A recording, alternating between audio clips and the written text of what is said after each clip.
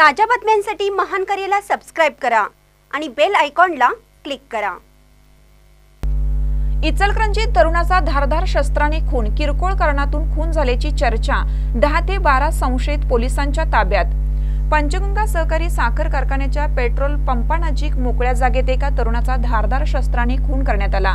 ही घटना रविवारी रात्री उशिरा घडली। रक्ताच्या थारोळ्यात पडलेल्या तरुणाला उपचारासाठी आयजीएम रुग्णालयात दाखल करण्यात आलं, मात्र उपचारापूर्वीच मृत्यू झाल्याचे वैद्यकीय अधिकाऱ्यांनी सांगितले।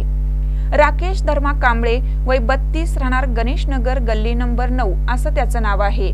किरकोळ कारणातून त्याचा खून झाल्याची चर्चा घटनास्थळी व आयजीएम रुग्णालयात सुरू होती।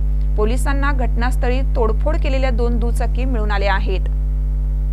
दरम्यान रविवारी रात्री उशीरपर्यंत आणि सोमवारी दिवसभर अप्पर पोलीस अधीक्षक निकेश खाटमोडे पाटील यांच्यासह पोलीस उपअधीक्षक समीर सिंह साळवे यांनी तपासाची चक्रे गतिमान करत 10 ते 12 संशयितांना ताब्यात घेतलं होतं। खुनाचे नेमके कारण शोधण्याचं काम सुरू होतं। पंचगंगा सहकारी साखर कारखाना परिसरात रविवारी रात्री 11 वाजण्याच्या सुमारास भारत माता हाऊसिंग सोसायटी समोरील कारखान्याच्या पेट्रोल पंपाजवळ असलेल्या मोकळ्या जागेत मोठा गोंधळ उडाला। एका तरुणाचा मृतदेह रक्ताच्या थारोळ्यात आढळून आला।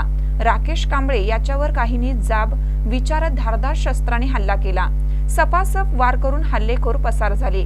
जखमी राकेश याला उपचारासाठी नागरिकांनी आयजीएम रुग्णालयात दाखल करण्यात आलं। या घटनेची माहिती मिळताच शिवाजीनगर पोलिसांसह पोलीस उपअधीक्षक समीर सिंह साळवे घटनास्थळी पोहोचले। यावेळी पोलिसांना 2 दुचाकींची तोडफोड केल्याचे निदर्शनास आले। त्वरित पोलिसांनी तपासासाठी पथके नेमून तपास गतिमान केला। किरकोळ कारणातून राकेश याचा खून केल्याची चर्चा घटनास्थळी सुरू होती। मृताचे नातेवाईक व मित्रमंडळींनी आयजीएम रुग्णालयात मोठी गर्दी केली।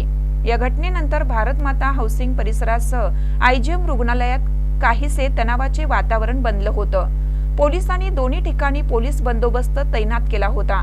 महानकर न्यूजसाठी सुभाष भस्मे, इचलकरंजी।